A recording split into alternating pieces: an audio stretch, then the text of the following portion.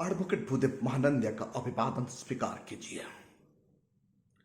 साथियों, इतिहास गवाह है, मनुवादी सोच रखने वाले लोग कैसे भारत में बसने वाले भारत का मूल निवासी को अनटचेबल बनाकर कैसे टर्चर किए। जब बाबा साहेब अंबेडकर होश संभाले, अनटचेबल लोगों को सोशल डिग्निटी दिलाने के लिए ब्रिटिशर्स से लड़े और लड़ने के बाद जो अधिकार उन्होंने प्राप्त किए, राउंड टेबल कॉन्फ्रेंस में शेर की तरह दहाड़े और शेड्यूल कास्ट शेड्यूल ट्राइब लोगों के लिए जो अधिकार दिलाए, वो अधिकार को कैसे स्लो पॉइजन देकर कांग्रेस ने मार डाले। 13 सितंबर 1932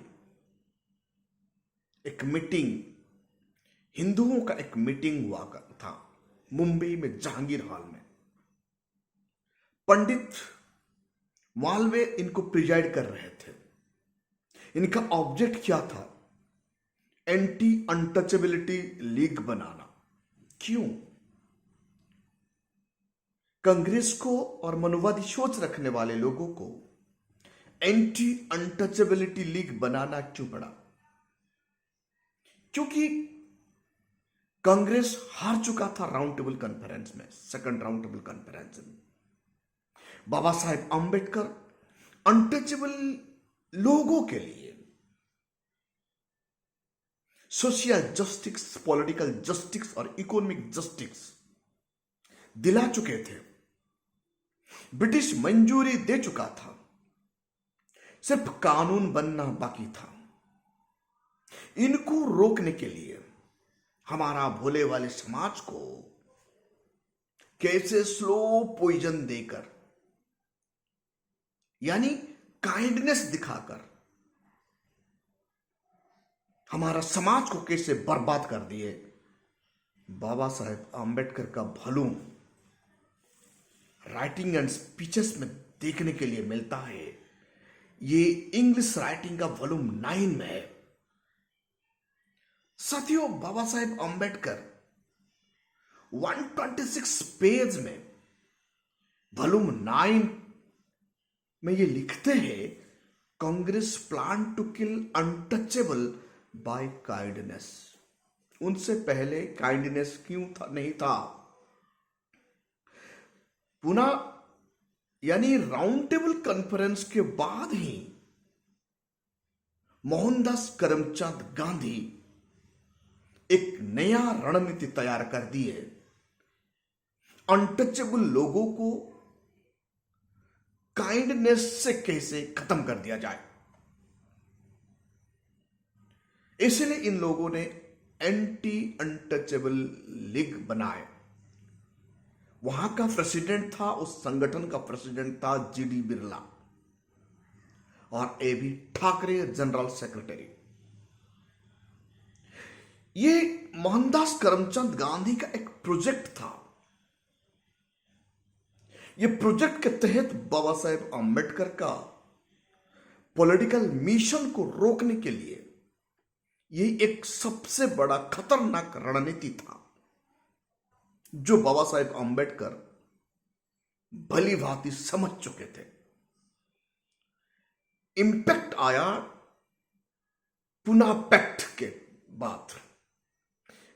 प्रभावित हुआ राउंड टेबल कॉन्फ्रेंस के बाद, और 1932 दिसंबर में गांधी जी ने अनटचेबल लोगों के लिए नया नाम दे दिया, जो एक विवादित नाम है,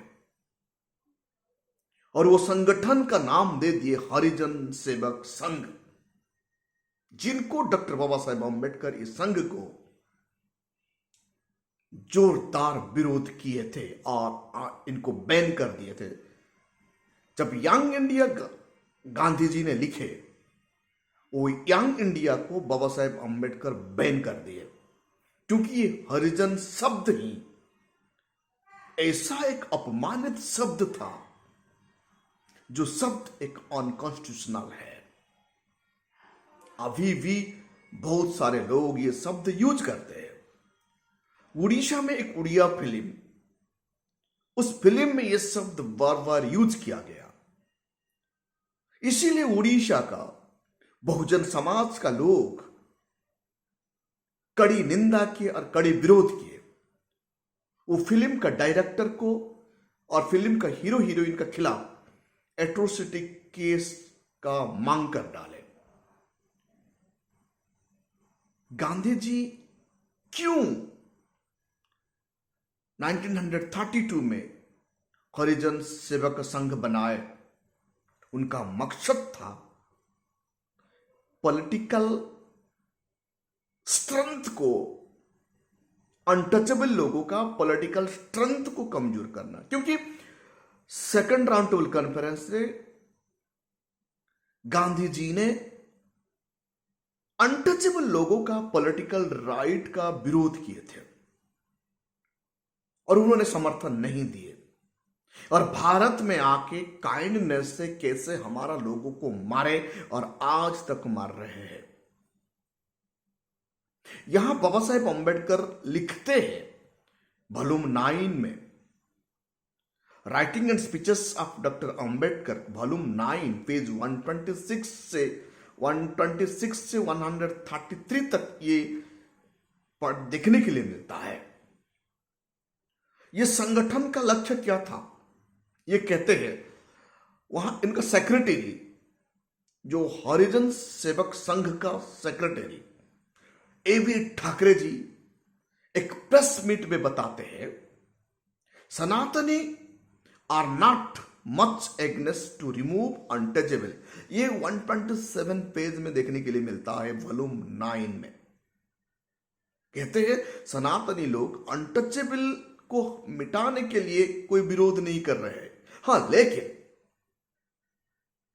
इंटरकास्ट डिनर और इंटर मैरिज को हम विरोध करते हैं।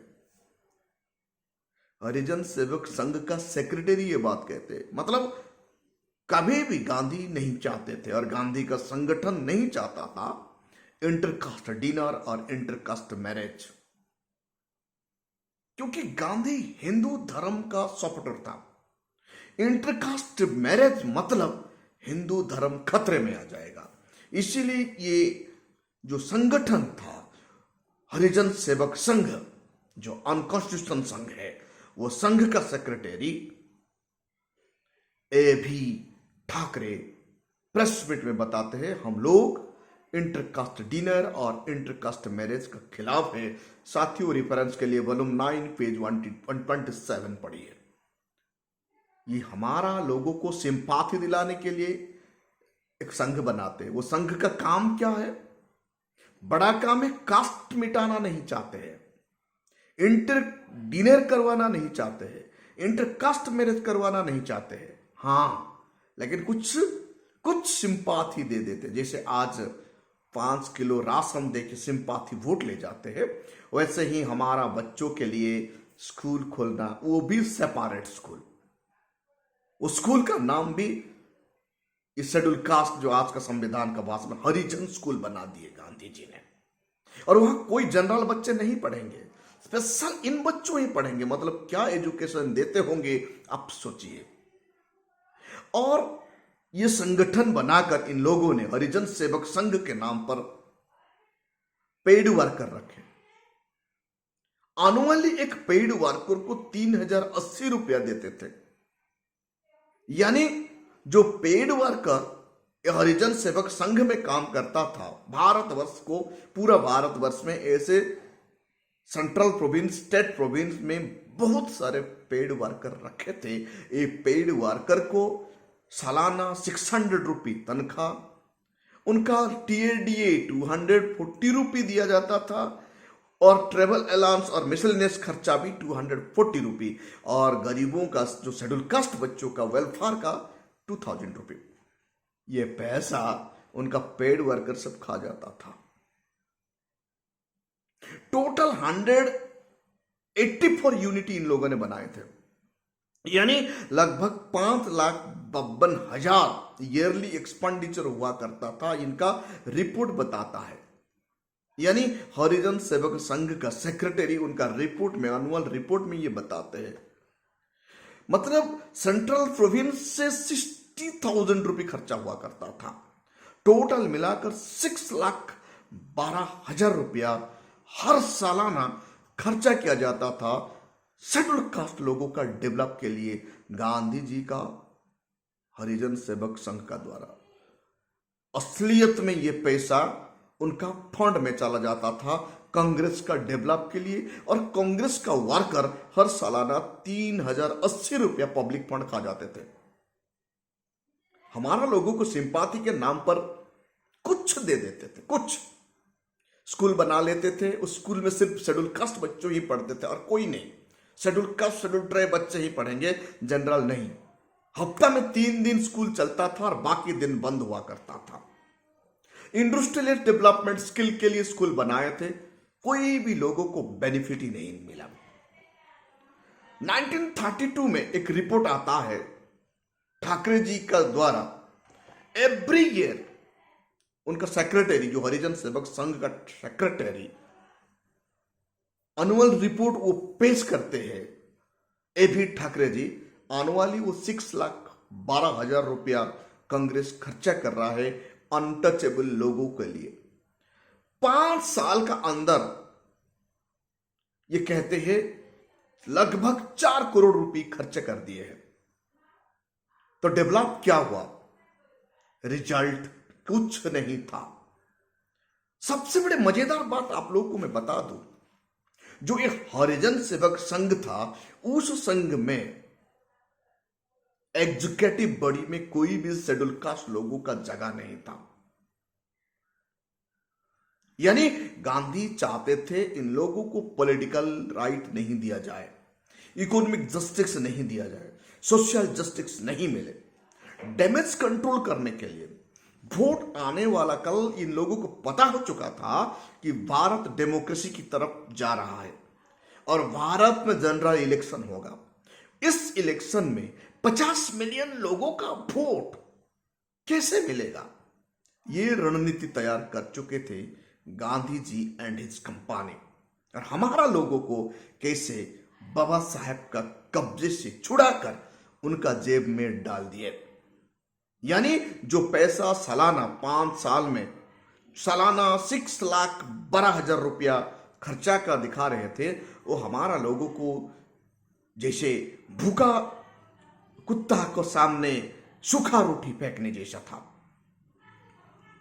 ऐसे करके काइंडनेस दिखाकर हमारा वोट को बटोरे और आज तक हम लोग को गुलाम बनाकर रखे।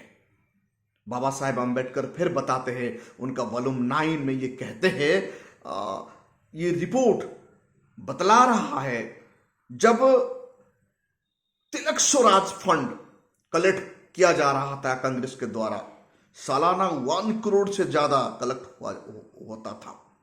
कस्तूरबा मेमोरियल फंड के लिए 1 करोड़ 15 लाख से ज्यादा खर्चा होता था।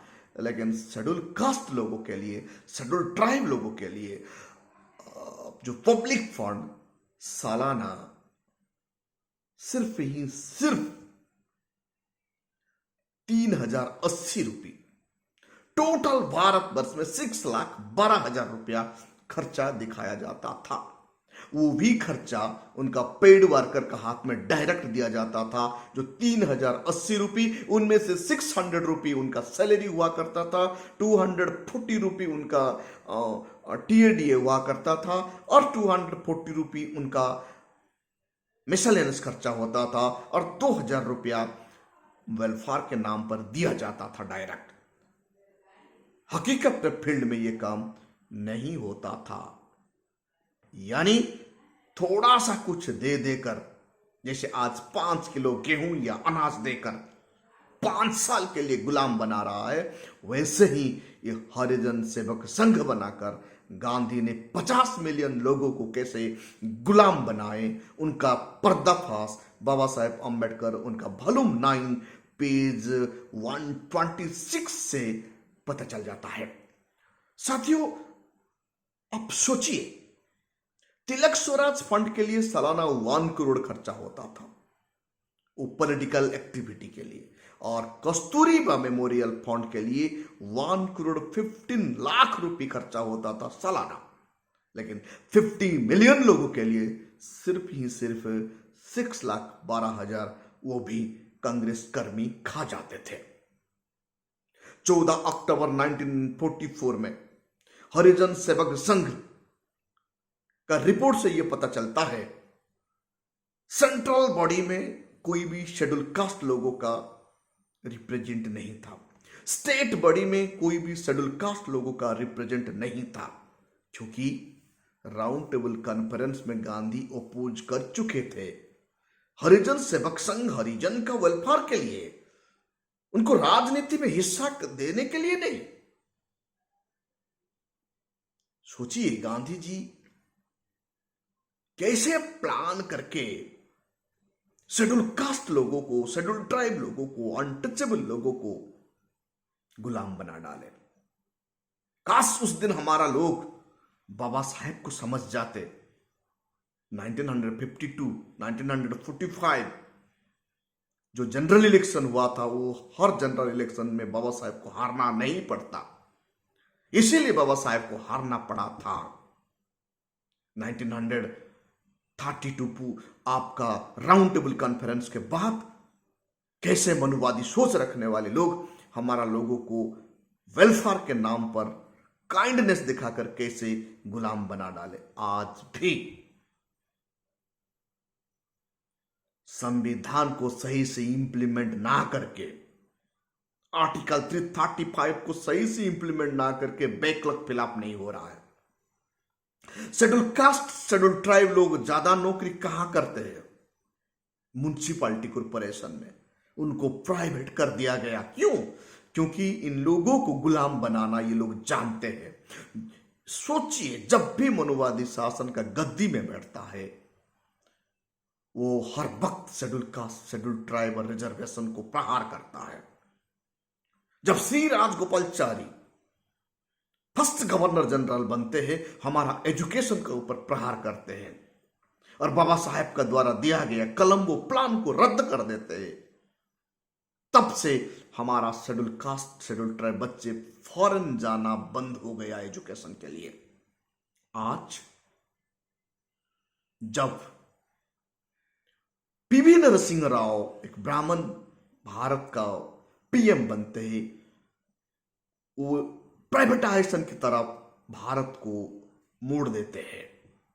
जब अटल बिहारी वाजपेयी जी का भारत का प्रधानमंत्री बन जाते हैं, तब वो म्युनिसिपैलिटी कॉर्पोरेशन, एनएससी और महानगर निगम को में काम करने वाले सफाई कर्मचारियों को प्राइवेट कर दिया जाता है। इसलिए आज ये लोग हर दिन दिहाड़ी मजदूर की तरह 300 रुपया के लिए काम करते हैं। उस दिन भी गांधी जी ऐसे ही किए थे, हरिजन सेवक संघ बनाकर हमारा लोगों को कैसे फिनिश कर दिए, काइंडनेस दिखाकर हमें बर्बाद कर दिए। जब भी मनुवादी आपको काइंडनेस दिखाकर कुछ मदद करता है, मतलब उनका मतलब और कुछ है। आज हम लोग सोशियली, इकोनॉमिकली, पॉलिटिकली मजबूत होना बहुत जरूरी है। जब तक बहुजन यूनाइटेड नहीं होंगे, हम कभी भी ये मनुवादी का चाल को समझ नहीं पाएंगे। मनुवादी का ट्रैप को काटने के लिए एकमात्र उपाय है, वो है राइट टू वोट।